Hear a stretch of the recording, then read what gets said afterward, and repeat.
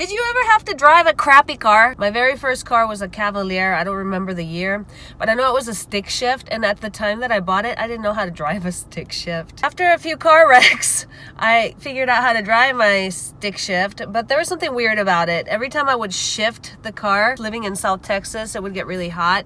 And so like the top part of the stick shift would just kind of melt.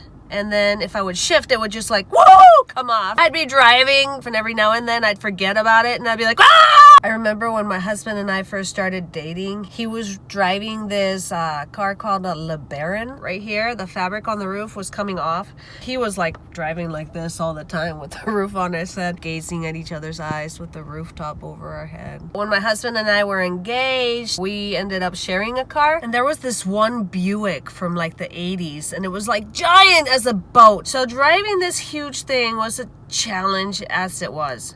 But then it had this little quirk where if you put it in reverse, it would die unless if you floored the gas. You had to step on the gas and go as fast as you could as you were backing up. I always felt like I was going to have an anxiety attack. So I had to like manage backing off as if I had just robbed a bank. There were so many problems with that Buick. One time I was driving to college, just listening to music. As I'm driving along, I noticed that there's this police car, but he's driving like a van, okay? So I can't see the top of his car. Oh shoot, I've got a busted taillight. My blinkers don't work. Let me get out of his way. I shifted lanes and tried to get out of his way, but then that cop also shifted lanes right behind me. I shift lanes again, and then he shifts again. And I did this dance for a long time, like I don't know, maybe like 2 miles with shifting, and he comes, and everywhere I go, he's just following behind.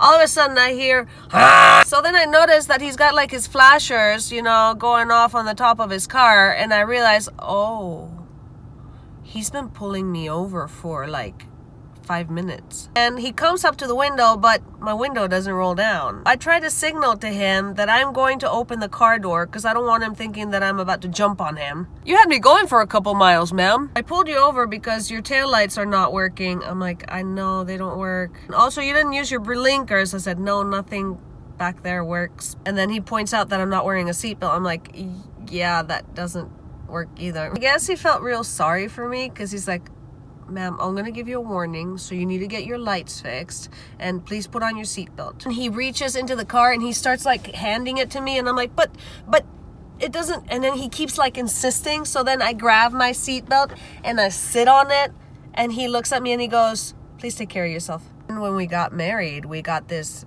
Dodge Intrepid that must have been demon possessed. That car just would up and die on you out of the blue. Anywhere. You'd be driving 70 miles per hour down the highway and it would just, boop, I'm done. And it would turn off on you. Like you'd be in the middle lane of the highway of the expressway and it would just turn off. This was the car that we drove right after our wedding to go to our wedding weekend. We forgot to wash it. We ended up driving to South Padre Island wearing our wedding clothes. So he was in his tuxedo and I was in my big old fluffy white dress. Right before we crossed that bridge that goes over the ocean, the car just dies. Like dies. And we're sitting there like, what do we do? I'm in my wedding dress. He's in his tuxedo. And by the way, it was raining. Do we get out dressed in our wedding clothes, try to like lift the hood and pretend like we know what we're gonna do? And we just sat there like, we didn't even say anything. We're like, he tried turning it on, nothing. And we're sitting there horrified. We're like, what do we do? But then he tried one more time and yes, the car works! But now I own my dream Jeep. I always wanted to have a Jeep and I ride around in it topless and it's a standard. It's a good thing that my first car was a standard because now I can drive stick shift and now I look really cool. So if you're driving a crap car today, let me just encourage you.